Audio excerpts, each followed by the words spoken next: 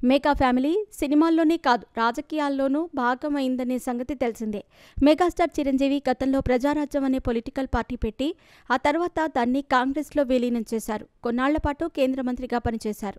అప్పట్లో యువరాజ్యం అధ్యక్షుడిగా ఉన్న పవన్ కళ్యాణ్ అనంతరం జనసేన పార్టీ స్థాపించి ప్రత్యక్ష రాజకీయాల్లోకి వచ్చారు. బిజీగా గడుపుతున్న లైఫ్ లో చిన్న బ్రేక్ తీసుకుని ఎంజాయ్ చేయాలి అనుకుంటున్నారా? అయితే వెంటనే ఆర్వే వెకేషన్స్ ప్రైవేట్ లిమిటెడ్ ని సంప్రదించండి. మరిన్ని డీటెయిల్స్ కోసం సంప్రదించండి 7997979960. ప్రస్తుతం ఆంధ్రప్రదేశ్లో అధికారంలో ఉన్న కూటమి ప్రభుత్వంలో ఉప ముఖ్యమంత్రిగా బాధ్యతలు నిర్వర్తిస్తున్నారు. ఆయన్ను అనుసరిస్తూ పాలిటిక్స్లోకి వచ్చే అవకాశం ఉందా అంటే ప్రస్తుతానికైతే లేదని అంటున్నాడు సుప్రీం హీరో సాయి ధరమ్ తేజ్. సాయి దుర్గా తేజ్ మంగళవారం నంద్యాల జిల్లాలోని అహోబిల నరసింహస్వామిని దర్శించుకున్నారు. ఎగువ దిగువ అహోబిలంలో స్వామివారికి ప్రత్యేక పూజలు నిర్వహించారు. అనంతరం మీడియాతో మాట్లాడుతూ స్వామివారిని దర్శించుకున్నప్పుడు అహో అనే విధంగా ఆశ్చర్యానికి గురయ్యానన్నారు.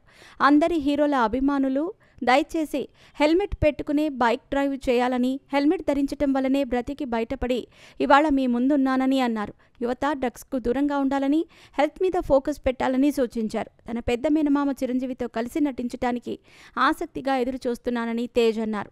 ఇప్పుడు సంబరాల ఏటిగట్టు సినిమా షూటింగ్ జరుగుతుందని తెలిపారు. ఈ సందర్భంగా పవన్ కళ్యాణ్ బాటలో రాజకీయాల్లోకి వచ్చే అవకాశం ఉందా అని ప్రశ్నించగా, నేను ఈ క్షణంలో బ్రతికే మనిషిని. రేపు పొద్దున్న ఏం జరుగుతుందనేది నాకు అవసరం లేదు. ఇప్పుడు నేను భోజనం చేశామా లేదా అనేది ఆలోచిస్తాను.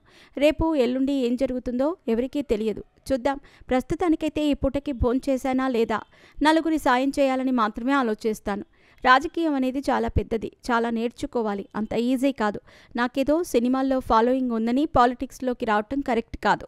చాలా చదువుకోవాలి, జనాల సమస్యలేంటో తెలుసుకోవాలి, చాలా ఉంది.